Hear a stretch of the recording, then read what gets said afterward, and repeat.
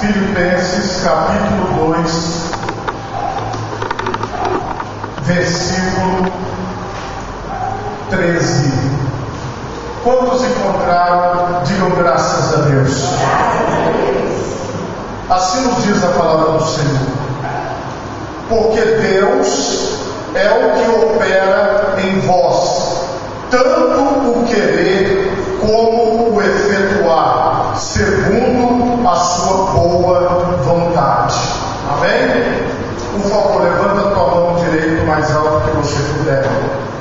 Feche os seus olhos e oremos a Deus. Pai Todo-Poderoso, neste momento, Senhor, nós te louvamos e nós te bendizemos por tua santa palavra que acabou de ser lida aqui neste lugar. Ó Pai, que esta palavra sirva para nós de refrigério, que esta palavra sirva para nós de força, que esta palavra, Senhor, sirva para nós de direção, ó Pai. Abençoe todos os ouvintes da tua palavra, aqueles que estão aqui na igreja, aqueles que estão acompanhando ao vivo através da internet, que todos sejam abençoados em nome de Jesus. Amém. E graças a Deus. Podemos assentar os irmãos em nome de Jesus. O tema da mensagem esta noite é a boa vontade do Pai. Meus irmãos, como nós lemos aqui em Filipenses 2:13, Deus é o que opera em vós, tanto o querer como efetuar, segundo a sua boa vontade. O contexto desta palavra está falando sobre a santidade, sobre a salvação, sobre a perseverança, sobre o amor fraternal. Mas pegando esta visão de que Deus, Ele faz algo maior ao nosso redor e que muitas vezes nós não percebemos, eu quero que você pense nisso comigo. O que acontece nessa sociedade que nós estamos vivendo? Nessa sociedade que nós estamos vivendo, existe algo que é uma filosofia trabalhada no meio secular. A filosofia é a seguinte: a maioria dessas pessoas que trabalham isso dizem que Deus não existe. Portanto, segundo essas pessoas, Deus, ele é fruto da imaginação do ser humano. Em todas as sociedades, em todas as épocas, eles dizem que o ser humano precisava adorar algo maior, que o ser humano precisava buscar algo maior e que, na verdade, Deus é o produto da mente humana. Baseado nesse contexto filosófico, dito por vários filósofos, porque a nossa intenção não é dar uma aula de filosofia, mas apenas trazer um conceito. Baseado nisso, tudo que você vê ao seu redor é um antideus. Tudo que você vê ao seu redor é um combate a Deus. Às vezes, até mesmo, as pessoas que se dizem cristãs, evangélicas, servos e servas de Deus, acabam se confundindo e às vezes não entendendo que existe um Deus criador dos céus e da terra, que existe um Deus todo-poderoso e que Ele está sentado sobre um alto e sublime trono e Ele só faz a sua vontade, porque Ele é rei e soberano de eternidade a eternidade. Ele é Deus. E quando as pessoas abstraem esse conceito, por exemplo, elas já começam a dizer assim: ó, eu posso escolher, eu posso fazer o que eu quero. Olha, se eu não quiser eu não vou, se eu não quiser eu não faço. E por que, por exemplo, nós podemos escolher a roupa que nós vamos vestir? Nós achamos que nós podemos escolher tudo, porque nós escolhemos, por exemplo, o que vamos tomar no café da manhã, se é café com leite, se é café puro, se é algum achocolatado. Nós achamos que nós podemos definir e escolher todas as coisas.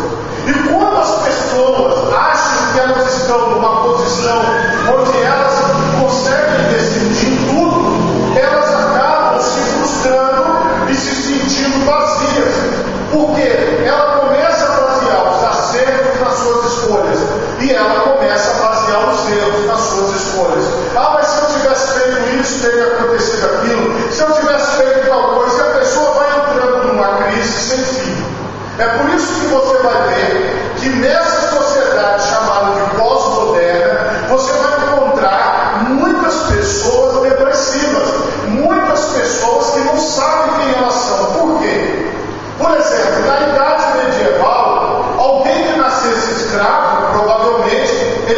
escravo para a vida toda. Alguém que nascesse na nobreza, provavelmente ele seria nobre a vida toda.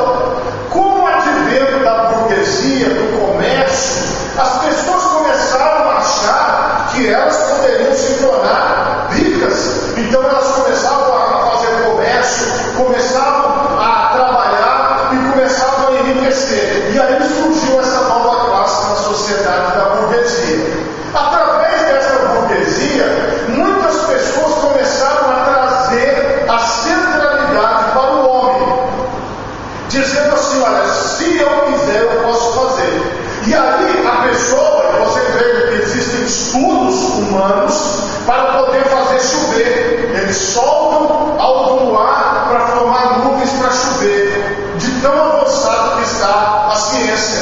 A ciência hoje, ela consegue fazer muitas coisas reproduzindo os ambientes naturais.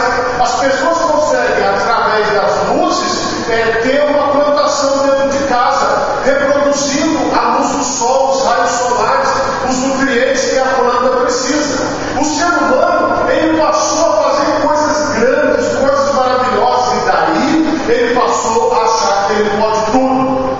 Hoje, vindo para cá de manhã, várias pessoas passaram por mim, no mínimo a uns 140 km por hora. Nessa via que a velocidade máxima é 60 km por hora. Por quê? O ser humano, quando ele está num carro possante, ele acha que ele pode fazer a velocidade da pista. Não é a pista que faz a velocidade dele. Eu estou dando exemplos genéricos para vocês entenderem que, a partir do momento que o homem ele passa a negar a existência de Deus e passa a achar que ele pode tomar o lugar de Deus e que ele pode tomar as decisões, ele entra em crise. E essa crise ela não tem solução, porque o homem ele precisa conhecer os seus limites, ele precisa saber até onde ele pode ir, ele precisa saber que existe o sol, que existe a chuva, que a chuva não é na hora que ele quer, que o dia de sol não é no dia que ele quer. Então as pessoas elas precisam trabalhar, elas precisam compreender o seu raciocínio, elas precisam ter um ciclo de vida. Mas quando o ser humano abandona a visão de Deus, ele entra num ciclo vicioso onde o próprio ser humano se basta, aonde através daquilo que o ser humano diz é o que ele vai viver. E aí, meus irmãos, a soberania de Deus, a existência de Deus, ela fica de lado. Isso não é algo nosso. Todos vocês aqui já ouviram falar de Deus, já leram a palavra de Deus, estão aqui para cultuar a Deus, mas todos nós, sem exceção, sofremos a influência dessa circunstância ao redor. Porque quando o mundo ele entra, quando a filosofia do mundo entra nas nossas vidas, ela começa a trazer dúvida, ela começa a trazer incerteza, insegurança, e tudo isso você é influenciado por essas coisas. Eu sou influenciado por essas coisas, todos nós somos influenciados por isso. Porque as pessoas, elas passam a dizer o que elas querem. Eu queria que fosse desse jeito. Mas eu queria que fosse daquele outro jeito. Não, desse jeito não funciona. Ao invés de se entregarem à soberania de Deus, ao invés de ouvirem a palavra de Deus e seguirem a palavra de Deus, elas passam a seguir filosofias, elas passam a seguir ideias, elas passam a seguir pensamentos. Então é nesse estado que, quando nós lemos a palavra de Deus, que Deus opera em nós, tanto o querer quanto o efetuar para a salvação, nós negamos isso. Às vezes nós achamos que não. Às vezes nós achamos que nós é que estamos no poder da escolha, que nós é que estamos no poder da decisão. Hoje nós temos uma possibilidade de dizer: Senhor, eu sei que Tu és soberano sobre a terra e sobre os céus Tu és Senhor absoluto. E eu me rendo ao Senhor, eu me entrego ao Senhor, eu estou na presença do Senhor. Irmãos, quando nós nos entregamos à soberania de Deus, e aceitamos o plano de Deus, e aceitamos o propósito de Deus, nós encontramos paz, encontramos tranquilidade, encontramos direção para a nossa vida, paramos de ter aquela ansiedade, aquele desejo de posse, aquele desejo infinito que não termina nunca, e nós passamos a dizer assim: Senhor, eis-me aqui para cumprir a tua vontade, eis-me aqui para fazer aquilo que o Senhor quer. É nesse estado que nós devemos chegar, e esta palavra, a palavra de Deus, ela pode nos dar a direção correta, mas se nós dermos ouvidos a esta palavra. Por isso que eu quero que você preste bastante atenção naquilo que Deus está fazendo na sua vida, não naquilo que você acha que você está fazendo, mas tira o seu olhar da sua pessoa, tira o seu olhar das pessoas que estão ao nosso redor e coloca o seu olhar em Deus nessas palavras aqui. João, o Evangelho de João, no capítulo 6 e no versículo 45, ele diz assim: olha, está escrito nos profetas, e serão todos ensinados por Deus. Portanto, todo aquele que do Pai ouviu e aprendeu, vem a mim. E essa palavra está confirmada lá em Jeremias, no capítulo 31, versículo 34. E não ensinará alguém mais ao seu próximo, nem alguém a seu irmão, dizendo: conhecei ao Senhor, porque todos me conhecerão, desde o menor deles até o maior, diz o Senhor, porque perdoarei a sua maldade e nunca mais me lembrarei dos seus pecados. Se você está entendendo o que eu estou falando, se você está entendendo o que eu estou lendo aqui, é porque quem está falando com você não é um comedor de feijão como eu, mas é o próprio Espírito de Deus que está trabalhando na sua vida. Irmão, jamais você sairia da sua casa, principalmente se você for capixaba, com a chuva, né? Porque ficou quase o dia todo sem chover, mas quando foi dando a hora do culto, começou a chover. Então, se você enfrentou a chuva, se você enfrentou o tempo, se você enfrentou tudo ao seu redor para estar dando uma oportunidade de estar na presença de Deus, isso não foi uma obra sua, mas foi uma obra do Espírito de Deus em você. Porque para pensar, talvez você fosse fazer outra escolha, igual os irmãos que acompanham pela internet e ficam parados ali ouvindo. A gente sabe que as pessoas não gostam de ouvir muito, mas se a pessoa está parada de ouvir uma mensagem, participando do louvor o tempo todo, isso significa que é o Espírito Santo que está lá trabalhando na vida daquelas pessoas, para que elas ouçam a palavra de Deus, para que elas tenham interesse pela palavra de Deus. A primeira coisa que você tem que entender é isso, é que você não está sendo ensinado. Mas eu não tenho, realmente você não tem nada para aprender comigo. Não é comigo que você aprende, porque você vai ser ensinado por Deus. O Pai te ensinará. É isso que você precisa compreender. Quem trabalha no seu interior é Deus. É só você observar nas escolas. Quando vem um palestrante, a maioria dos alunos vai embora, porque ninguém gosta de palestra. Ninguém gosta de falar, sabe, alguém dando uma palestra, ninguém vai. Nós não estamos em torno de uma palestra ou de ensinamento, não. Nós estamos em torno da obra do Espírito de Deus em nós. Você está aqui, os irmãos estão acompanhando a palavra baseada na obra do Pai em você. Então essa obra não é uma obra de uma igreja, não é uma obra de um pastor, não é uma obra de uma pessoa, mas é a obra do Pai na sua vida. E o que Jesus diz também, aqui mesmo em João 6,37? Ele diz assim, tudo o que o Pai me dá virá a mim, e o que vem a mim, de maneira nenhuma o lançarei fora. Você veio a Jesus, Você está em Jesus, porque o Pai te chamou, o teu Criador, aquele que te formou, aquele que te deu vida, ele te chamou e colocou você em Cristo. Porque quando você congrega, como você está fazendo agora, você está fazendo parte do corpo de Cristo na terra. E quem colocou você na igreja de Deus, no corpo de Cristo, foi o próprio Pai. Não é uma obra humana, mas é uma obra divina. E nós, segundo a vontade de Deus, nós estamos sendo gerados. Vejam que está lá em 1 João,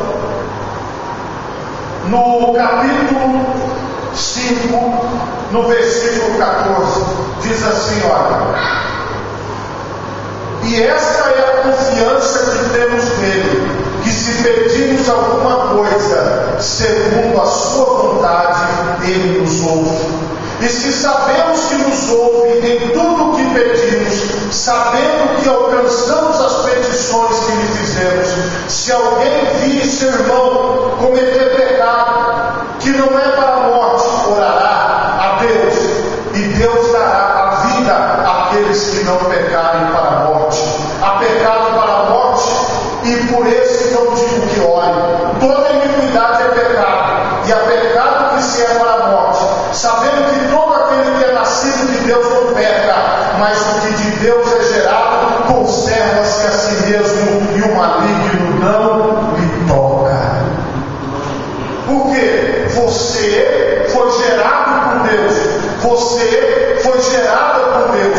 O Espírito de Deus trabalhou na sua vida, trabalhou no seu interior. Agora eu vou voltar aqui um pouquinho para Tiago, capítulo 1, versículo 18, diz assim, ó: segundo a sua vontade, ele nos gerou pela palavra da verdade, para que fôssemos como primícias das suas criaturas. Nós fomos gerados em Deus, nós fomos gerados nele para sermos apresentados à sociedade, ao planeta, a todas as pessoas como os primeiros dos seus filhos, como as primícias dos seus filhos. Esta é a visão de Deus para nós. E nós não fomos gerados pela nossa vontade, mas nós fomos gerados pela vontade de Deus em nós. E o que o Senhor fez conosco? Está aqui em Efésios, no capítulo 1, do versículo 9 em diante. Veja a obra que o Senhor fez em nós.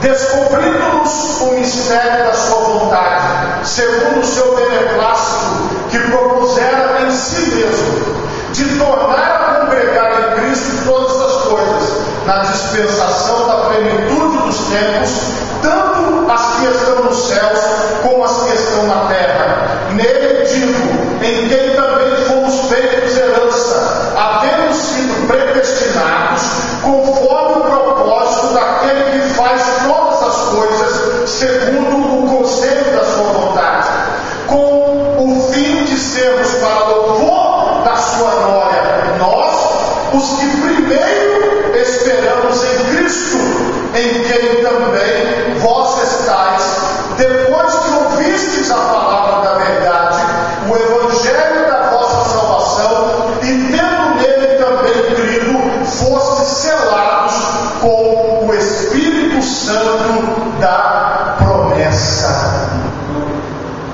Você foi selado pelo Espírito Santo.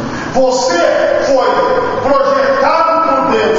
Você foi designado por Deus. Irmãos, existe um ser, o Deus Todo-Poderoso, que dele nós viemos e nós um dia estaremos diante dele novamente. E nós temos que ter a consciência de que o fato de Deus, na sua soberania, ter nos escolhido, o fato de Deus, na sua soberania, ter nos separado e ter nos designado para fazermos parte da sua família, para estarmos neste corpo, para sermos selados, colocados de uma forma onde ninguém pode abrir, ninguém pode mexer, porque o Senhor te separou para esta obra.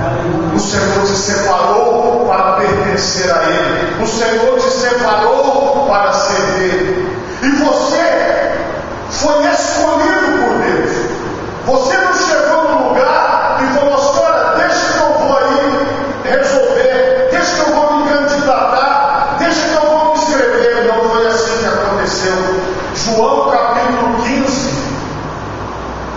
versículo 16, veja o que a palavra de Deus nos diz. Ela diz assim: não me escolhestes vós a mim, mas eu vos escolhi a vós, e vos nomeei para que vades e deis fruto, e o vosso fruto permaneça, a fim de que tudo quanto em meu nome pedirdes ao Pai, Ele vos conceda. Quando você entende que tem algo maior, e que você é um escolhido, separado, uma escolhida, uma separada, você começa a compreender a vida de outra forma. Não foram vocês que escolheram a Jesus, foi Jesus que escolheu vocês. Foi o Pai que designou que nós devêssemos pertencer ao seu corpo e permanecer no seu corpo e estar diante da sua vontade e estar diante da sua palavra. Quem nos move, quem faz tudo isso que vocês estão vendo é o próprio Deus. Nós estamos aqui, irmãos, a serviço. Nós estamos aqui a trabalho. Nós estamos aqui a completa disposição de Deus. Agora eu quero dar para vocês um exemplo prático. Aqui mesmo no Evangelho de João, só que no capítulo 1, vocês vão ver que Jesus ele vai fazer uma obra na vida de Filipe. Mas veja, João capítulo 1, versículo 45 em diante. Filipe achou Natanael e disse-lhe: havemos achado aquele de quem Moisés escreveu na lei e de quem escreveram os profetas, Jesus de Nazaré, filho de José. Disse-lhe Natanael: pode vir alguma coisa boa de Nazaré? E disse-lhe Filipe: vem e vê. Jesus viu Natanael vir ter com ele e disse dele: eis aqui um verdadeiro israelita em quem não há dolo. Disse-lhe Natanael: de onde me conheces tu?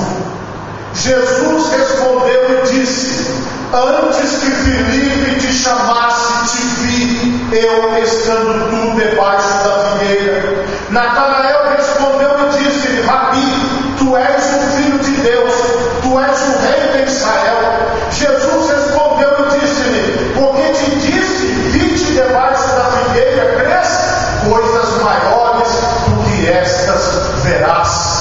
E disse-lhe: na verdade te digo, que daqui em diante vereis os céus abertos e os anjos de Deus subirem e descerem sobre o Filho do Homem.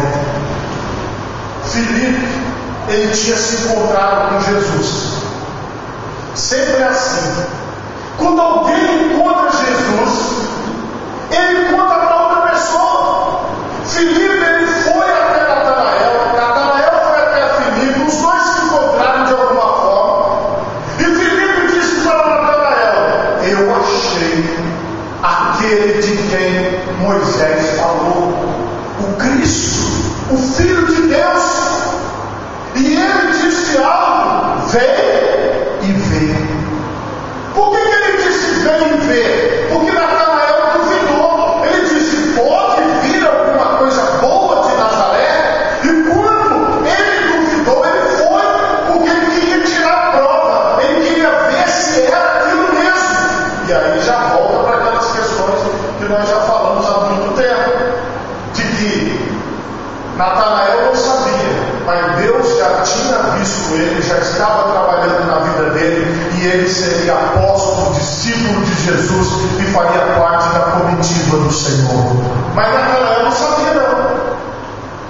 Natanael achou que aquela curiosidade que ele teve de ir, aquela curiosidade que ele teve de aprender, aquela curiosidade que ele teve de saber, era algo dele, mas não era dele. E quando ele chegou para ver quem era Jesus, quando ele chegou para tirar a prova, Jesus elogiou ele. Eis aí o israelita em quem não há dolo, em quem não há pecado, em quem não há erro.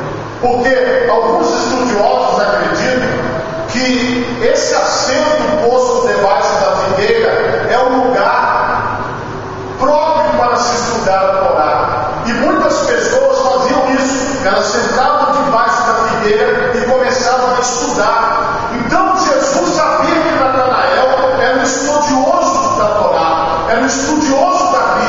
era um estudioso do Antigo Testamento.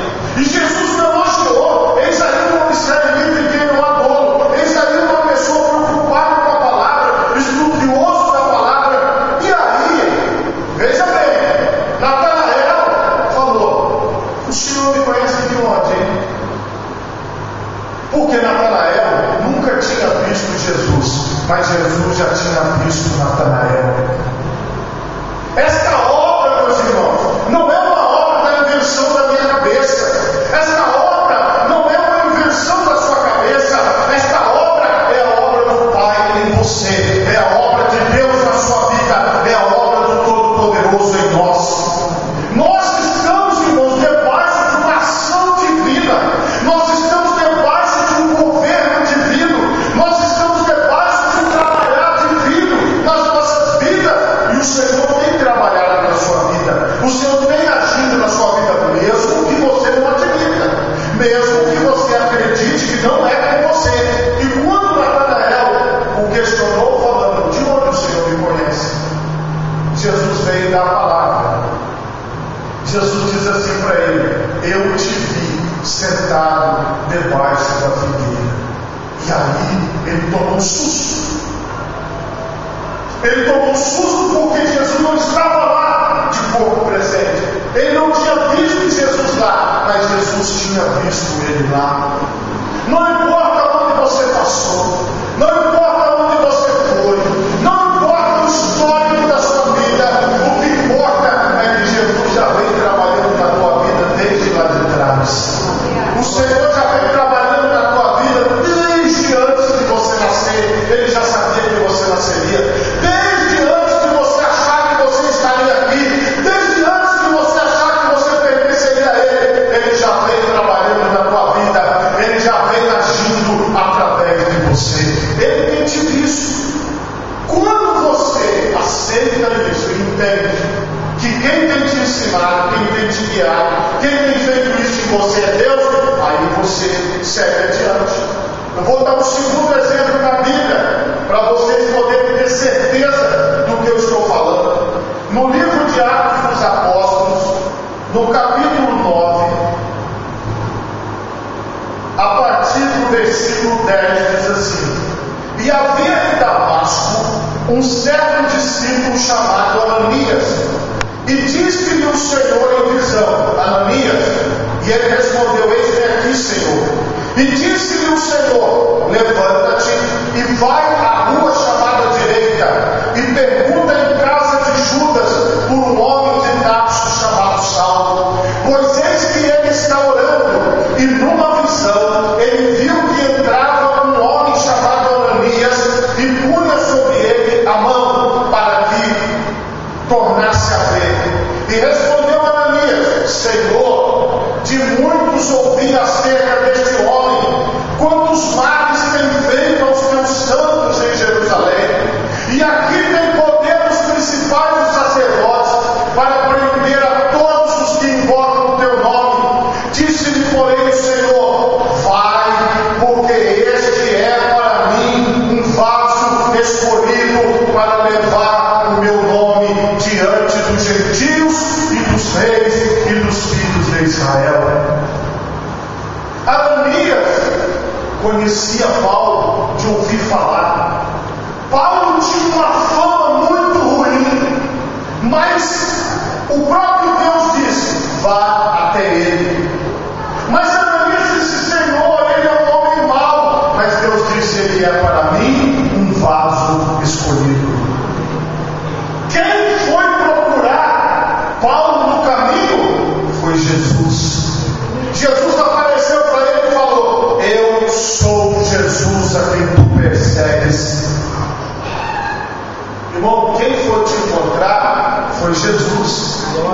Quem trabalha na sua vida é Jesus, não é pastor, não é igreja, não é irmão ABC. Nós somos apenas vasos, como vocês ouviram na leitura agora. Vaso, porque esse é para mim um vaso escolhido para levar o meu nome. Então nós, irmão, somos vasos escolhidos de Deus para levar o nome do Senhor. E quando Deus escolhe uma pessoa, ninguém desescolhe, ninguém tira, ninguém arranca, porque foi Deus quem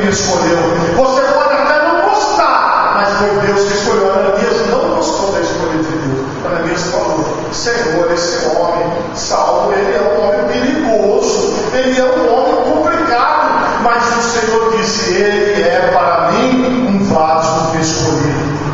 Talvez você olhe para você mesmo, ou talvez você olhe para as pessoas e você tenha uma preocupação de dizer: poxa, por que Deus me escolheu? Por que eu sou levado para as coisas de Deus?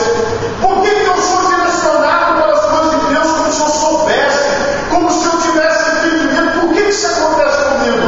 É porque você é um vaso escolhido de Deus. É por isso. Não é que você foi escolhido porque alguém te procurou, não, é o próprio Deus. Essa obra das nossas vidas é uma obra do próprio Deus. Agora, por causa, como eu disse a vocês, das filosofias do mundo, as pessoas estão se distanciando da palavra de Deus. Estão, às vezes, achando que isso vem da mente dela, ou isso vem das pessoas ao seu redor. Não, irmão. Se você está na presença de Deus, se você está agora ouvindo a palavra de Deus, é porque o Senhor te escolheu. Aí, irmãos, o próprio apóstolo, depois de muito tempo, ele recebeu uma revelação de Deus, que está em Romanos, no capítulo 9, versículo 20 em diante. Ele diz assim: olha, mas, ó homem, quem és tu que a Deus replicas? Porventura, a coisa formada dirá ao que a formou: por que me fizeste assim? Ou não tem o oleiro poder sobre o barro para da mesma massa fazer um vaso para honra e outro para desonra? E que direi se Deus, querendo mostrar a sua ira e dar a conhecer o seu poder, suportou com muita paciência os vasos da ira preparados para a perdição, para que também desse a conhecer as riquezas da sua glória nos vasos de misericórdia que para a glória já antes preparou, os quais somos nós, a quem também chamou, não só dentre os judeus, mas também dentre os gentios, como também diz em Oséias: chamarei meu povo ao que não era meu povo, e amada a que não era amada. Mais uma vez, a palavra de Deus mostra: Ele nos escolheu como vasos de misericórdia. Ele nos escolheu, e Ele diz aqui claramente: somos nós que também Ele nos chamou. Ele nos chamou dentre todos os povos, Ele nos separou, Ele nos colocou diante dele. E isso é obra de Deus, isso é obra do Senhor na sua vida. Então, irmão, não duvide da escolha de Deus com você, não duvide da escolha de Deus pelas pessoas que estão ao seu redor, porque a obra, ela não é feita a partir de mim, a obra é feita a partir do Pai, do Deus Todo-Poderoso. A obra não é feita a partir de você, a obra é feita do Pai para as nossas vidas. Hoje, nós temos todas as possibilidades do mundo para entender, mas como eu disse a vocês, o inimigo, ele tenta cegar as pessoas, ele tenta iludir as pessoas para que elas não compreendam a vontade de Deus. Jeremias 18, 1 em diante diz: a palavra do Senhor que veio a Jeremias dizer: levanta-te e desce à casa do oleiro, e lá te farei ouvir as minhas palavras. E desci à casa do oleiro, e eis que ele estava fazendo a sua obra sobre as rodas. Como o vaso que ele fazia de barro se quebrou na mão do oleiro, tornou a fazer dele outro vaso, conforme o que pareceu bem aos seus olhos fazer. Então veio a minha palavra do Senhor dizendo: não poderei eu fazer de vós como fez este oleiro, ó casa de Israel, diz o Senhor: eis que como barro na mão do oleiro, assim sois vós na minha mão, ó casa de Israel.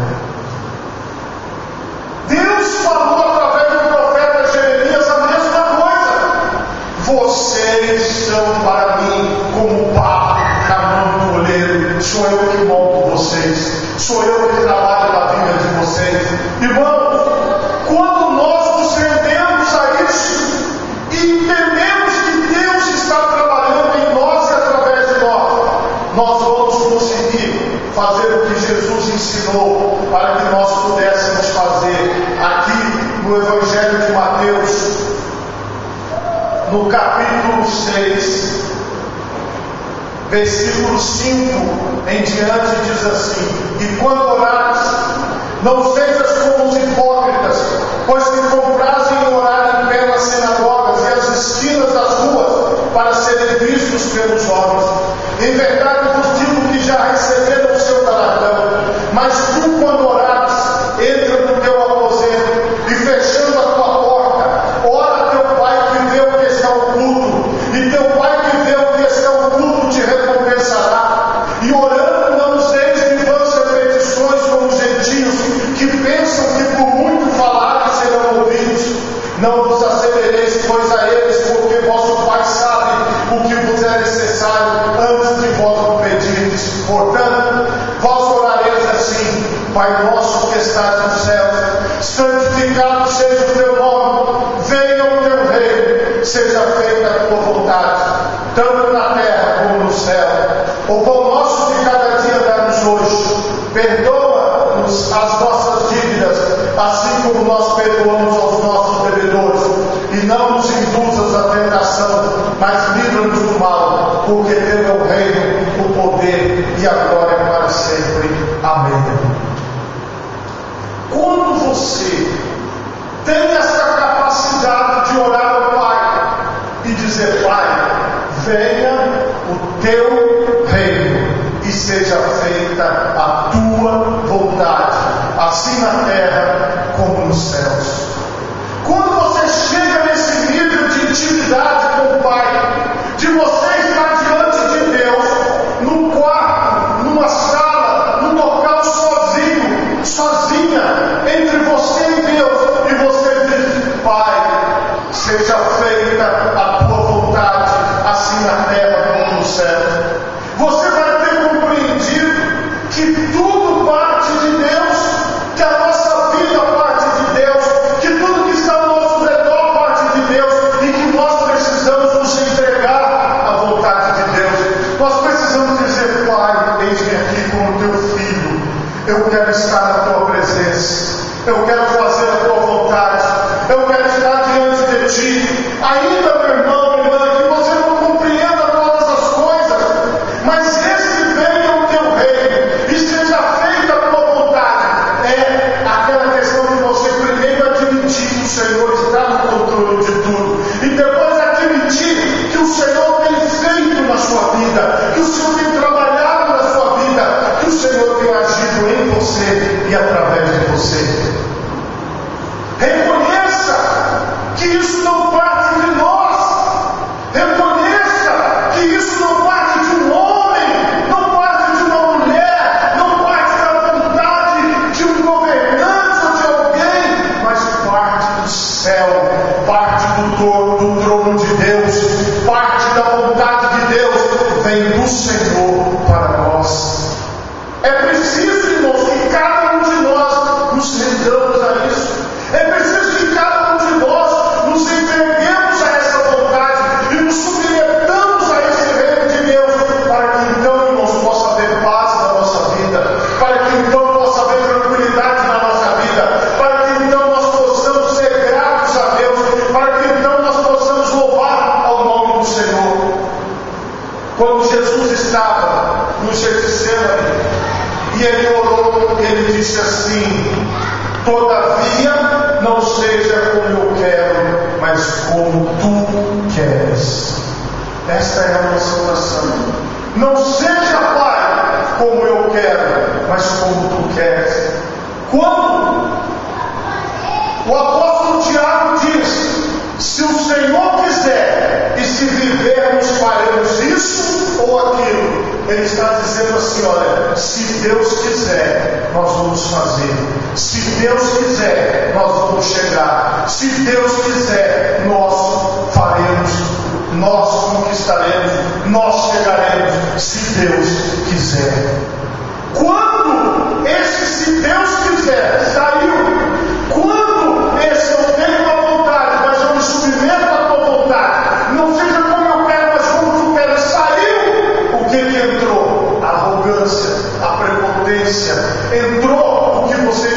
a sociedade como um todo.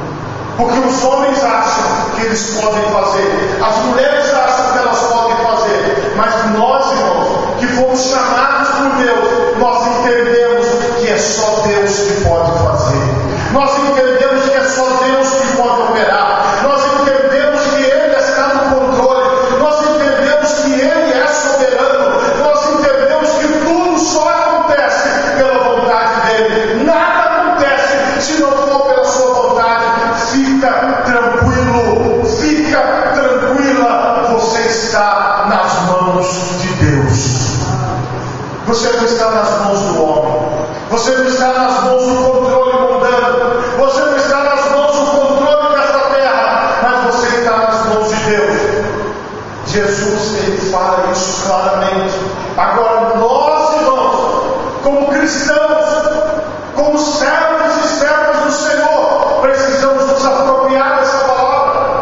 Precisamos abraçar essa palavra. Precisamos viver essa palavra de que o Senhor é quem controla todas as coisas e nós somos os seus servos, nós somos os seus filhos, nós estamos aqui para cumprir aquilo que Ele tem para nós. Hoje, coloque essas palavras na oração quando você for orar. Seja feita a tua vontade, assim na terra como nos céus. Venha o teu reino, não seja como eu quero, mas como tu queres. Se o Senhor quiser, eu vou fazer. Se o Senhor quiser, eu vou chegar. Se o Senhor quiser, eu estou à tua disposição para fazer aquilo que o Senhor tem para mim. Quando você ora dessa forma, é sinal de que realmente você compreendeu que não adianta lutar contra Deus, não adianta lutar contra a vontade de Deus, não adianta lutar contra a soberania de Deus. O Senhor é soberano, então eu me curvo, eu me rendo, eu me prostro, eu digo: Senhor, venha o teu reino e seja feita a tua vontade. Coloque as tuas mãos à altura do seu coração, feche os seus olhos e oremos a Deus. Pai Todo-Poderoso,